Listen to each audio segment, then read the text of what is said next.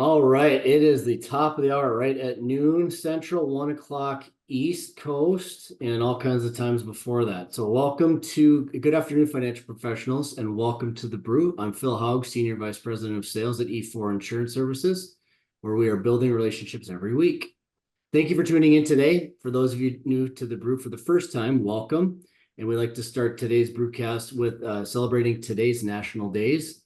One is National Lighthouse Day, and the other is National Purple Heart Day. So if you know somebody that's earned, and you definitely earned a Purple Heart, make sure you say thank you. So on today's Brew, we'll be kicking off August focus planning series on life insurance and qualified plans. We've got Dave West, partner at the Fortis Agency. He's been in the financial services industry for over 10 years and specializes in helping physicians, executives, and business owners protect and grow their wealth. Today, Dave is going to discuss the unique strategy using life insurance with equity defined benefit plans and leveraging the tax benefits using life insurance. As always, we encourage you to use your chat box or raise your hand for asking any specific questions. All attendees will be entered into a drawing for a CE voucher and a Starbucks gift card, and we'll be announcing the winner at the end of today's Brew telecast. Thank you for tuning in, and David, I appreciate you joining us today. So, thank you for having me.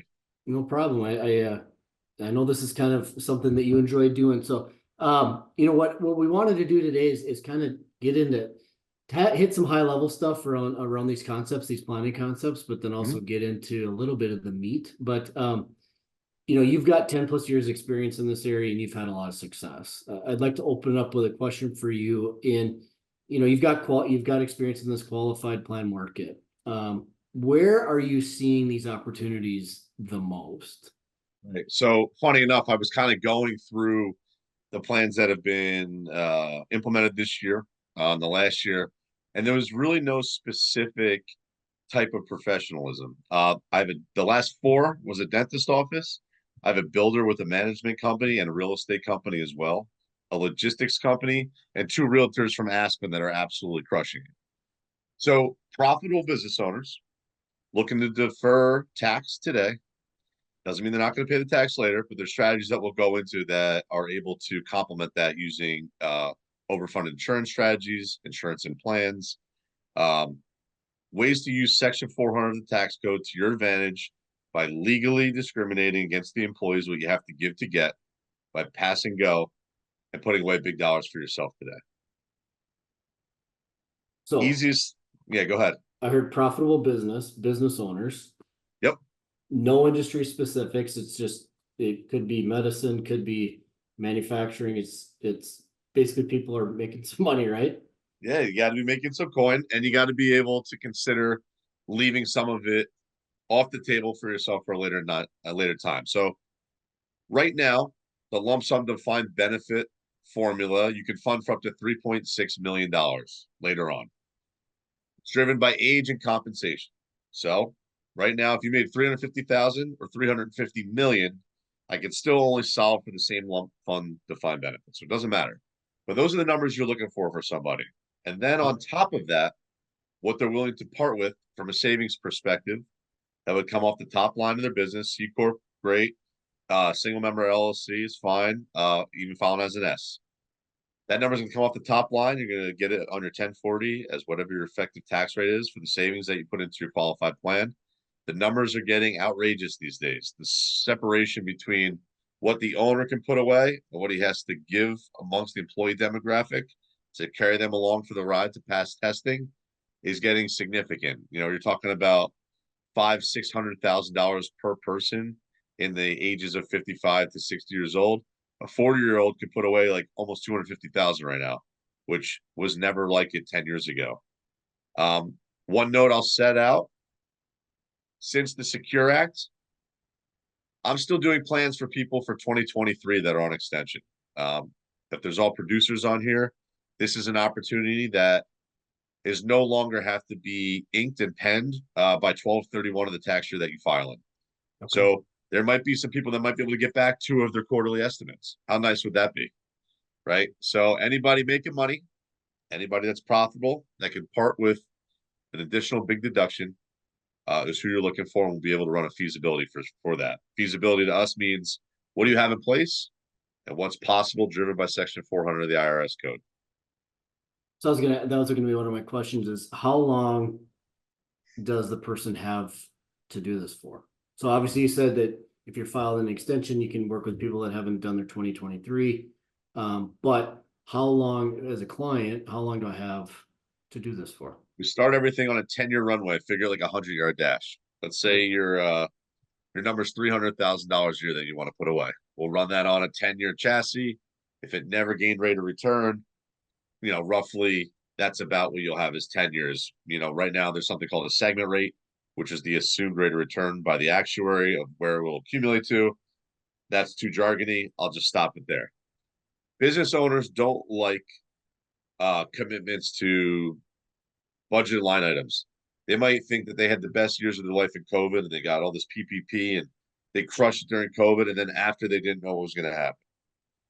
To pass the sniff test to the IRS, remember, you're funding your own defined benefit plan or pension. Yep. If something really does happen in business and you can't make the contribution, you can either skip it a year, catch up for it later on. But to really get a commitment from somebody for 3 years of tax filing is the number. Whatever happens after that, whether you need to soak in more tax or not, it's a conversation and communication with our team.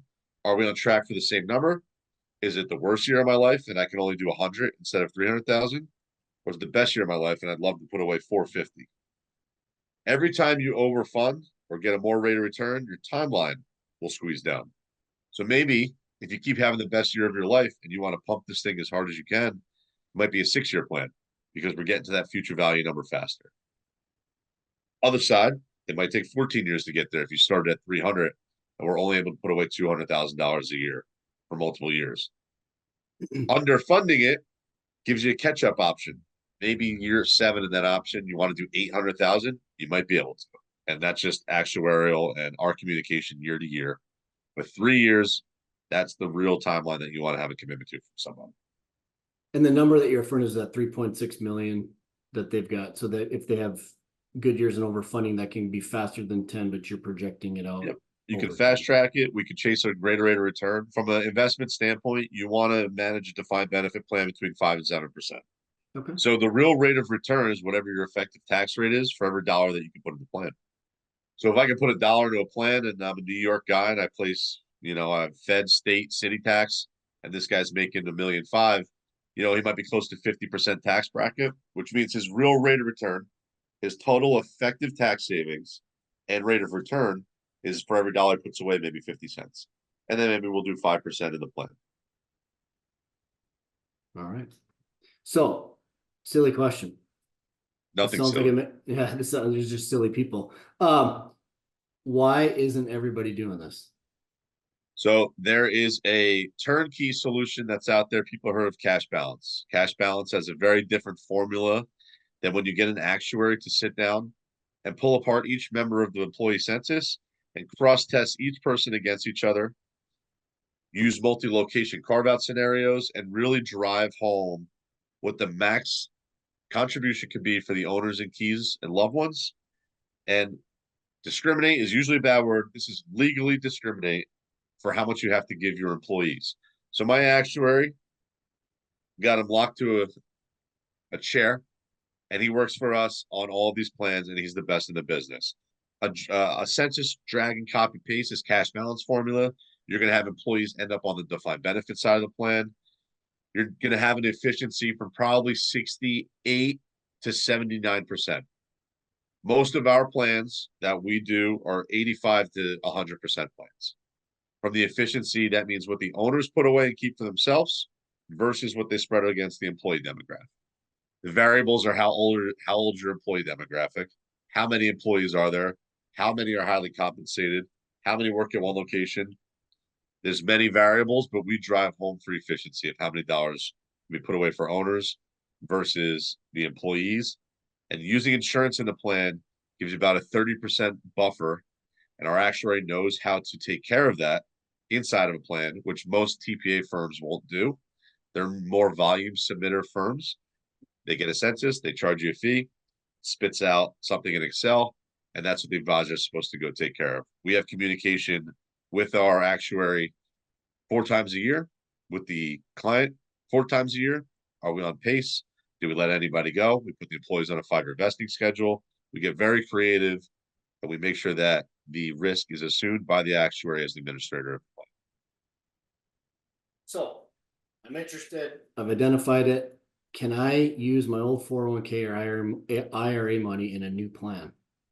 So some of the largest cases we've written is a season money move, where Season money being old old 401k. IRA went to big let's call it a C-level guy, got fired at COVID, or somebody making an executive got fired at COVID, started his own business. He had 2 million in his 401k, rolled out to an IRA. Now he has a new successful business. You can use 100% of season money if you roll it into a profit sharing plan. I'm going to talk as a producer now, to amortize down for premium. So think about using dollars you got a deferral for, which was a deduction today. You move that season money into a profit sharing plan. You took a 10-year fund of 2 million plus the assumed interest, called 120 grand a year spend down. You moved it all to a $10 million permanent contract. You got a deferral for dollars you're putting in an insurance policy that will then come out of the plan later, which will all be tax advantage or tax free to your entire family estate. It's a triple FU to Uncle Sam. That's technical. You can. What do you say? So that's a technical term. Yes, exactly. And there's many moving parts to that, but you can absolutely, if somebody has wealth, they have an old IRA out there, and now they have a new business, roll it into the profit sharing and do your insurance and estate planning strategies through that, because you're going to use a dollar that was already deferred that they haven't paid tax on, and you're moving that to a vehicle that becomes all income tax free as the death benefit for leverage. So how do I get the insurance out of the plan? So we make sure that everybody understands this going in. This is where producers mess up because they like selling big premium, but this was never explained. You could use a like asset, non-primary residence, to make an exchange at some point for the contract out of the plan at one point. So it could be cash, stock, bonds, etc.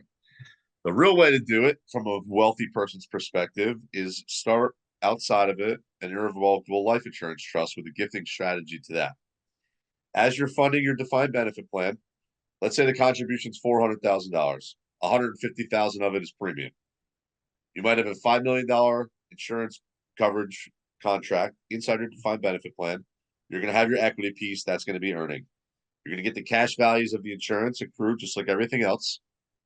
As we know, any dollar over your contributions in an insurance contract, if it was deferred, becomes taxable if you left it in there. How do you get it out? That gifting strategy, let's peg a year. We all know if we use whole life, maybe it takes 12 years to catch up. Year 5, you've put in 700,000, there's 400,000 of cash. It's time to wrap up the plan. If you were gifting that irrevocable trust dollars to get to 500,000 by that year that we target, it's a trust to trust like transfer. So now I got a deduction for the going in on my personal taxes. I bought a permanent insurance contract. Let's call it was 5 million a face. That's going to grow to 15 million over time. I swapped it in a trust to trust transfer, no tax obligation or liability. And now it's out of my estate in a trust for my family later on that might grow to 15 million that you never use your own dollar on from a tax perspective. Last question before we open it up to the attendees on the meeting. I have a successful business. Somebody comes knocking on my door and they give me they back up the Brinks truck in my driveway and I don't let them leave. I'm going to sell. What happens in that case? All right. So I've used this as a sponge for some people. Maybe they were 3 years into the defined benefit formula and they were going to get 5 million bucks.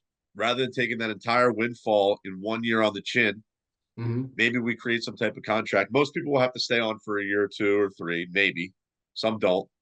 But what you can take is deferred payment for an equity exchange of your company.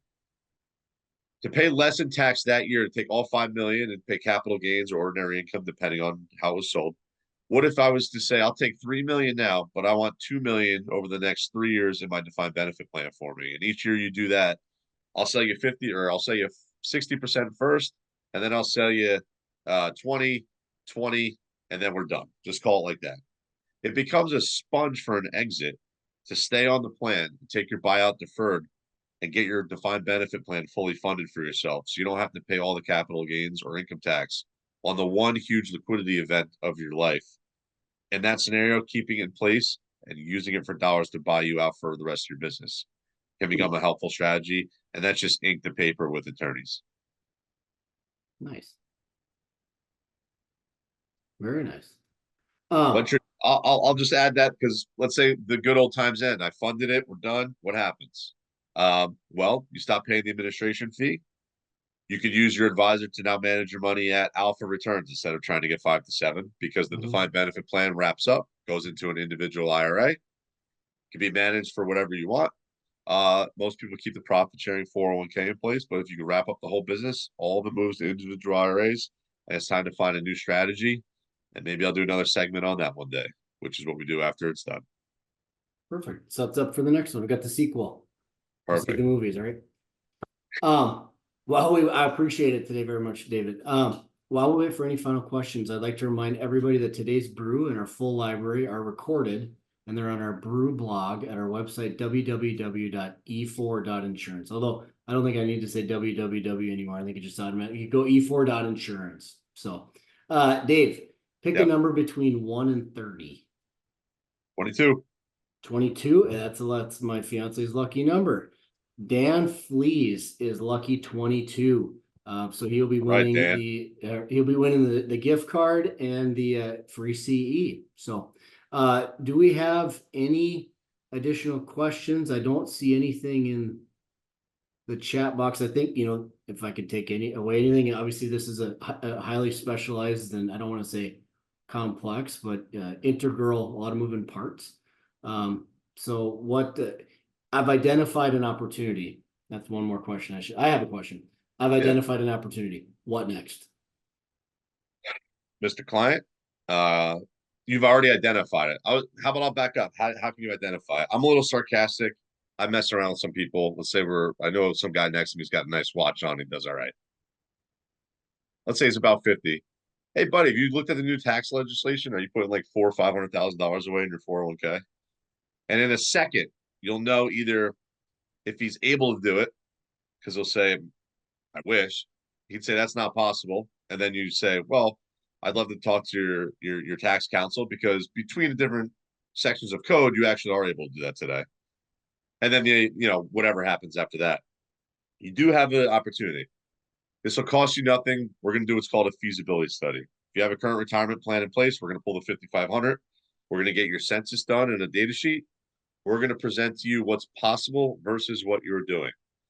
What I see sometimes, there's some very generous business owners that have a lot of profit sharing out there for their employees because they respect them, value them, and they're using it for deduction. They might be doing enough already when I say pass go, and they're just not putting away the next 250, 300,000 for themselves. Sometimes it doesn't move the needle for anybody to do a 401k for their company because that guy might spend his deferral on a Christmas party. A guy making $1 million a year, 25,000 might not move the needle. But if you could put away 250, 350, 400, 500,000, that's a difference maker in that guy's life from his tax bill. We did just have a question pop up. Can these plans be combined with other plans like a 401k? Absolutely. That's the stepping stone. So if you're managing the 401k, you might get some huge 401k rollovers by showing an efficient plan that they've already got the first documentation in. So we would get the plan documents of what they already have. We would again do a feasibility study. This is what the new structure looks like with the profit sharing and the new trust of defined benefit plan on top of it. If you already manage 401ks, go to all your clients and say, how would you like to put away 5 times as much? That question is good to anybody up to 40 years old. Up to 50 years old is probably 5 times as much. And then you talk about 6 to 8 times as much for anybody up to 60, for how much they can put away between total contributions across the board of defined benefit, profit sharing, and 401k. They decide to move forward. Are the plans expensive? We have another question. Are the plans expensive to administer? Right now, the quote to set up most likely, let's call it a 15-person demographic, two owners, 15 person demo. 3,200 startup cost, 2,600 per plan. The startup cost drops off. So you're talking about 5,000, 6,000 a year. Continued administration where they handle everything. My actuary is on top of money in, money out, 338, like everything you can think of from a responsibility standpoint, he administers. And to be honest, I told him he doesn't charge enough for the types of plans that he's putting out there. So it's relative to everybody. It's not going to be your $1,500 401k cookie cutter startup. Right. But it's also an additional deduction that's going to drive hundreds of thousands to the business owner. And you're going to be looked at differently from their perspective. You might not just be their insurance guy anymore. You're going to get to taste everything else they have.